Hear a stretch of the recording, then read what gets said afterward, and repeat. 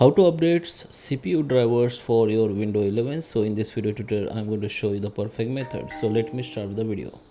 So first we need to check our window updates. So come to the search and come to the setting here, and here the very bottom you can see the window updates option. Here you need to enable our window updates, or you need to start check window updates. Once it updates, it will be take some time. Once it updates, then you need to restart your PC. Then you need to check your CPU processor update or not. So the second method is come to the search bar, come to the device manager.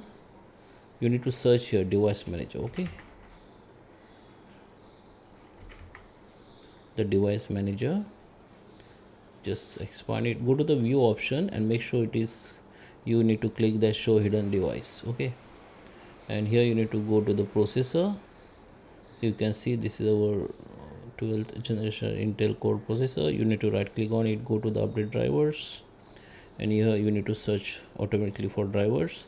Then it will be search on internet and it will be download. In my case my drivers is already installed, and you can also check for search for updates, search for updated drivers on window updates. Okay, so as I told you, there is, you need to enable this window updates. Then you need to search from here also, and here in browse my computer, go here, just click on that let me pick up from list. Here you can see that processor. You need to just select that processor. We have two numbers, two lists here. Select the first list and click on next. It will be reinstalled.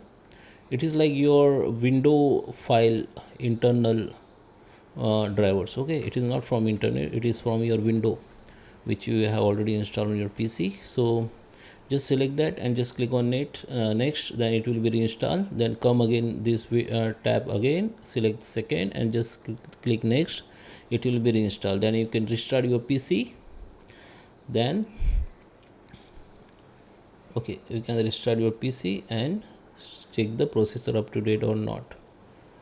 Now just right click on the processor, go to the property. Here in details you can select that, check that date and driver version, something like that, and from here also you can upgrade your drivers.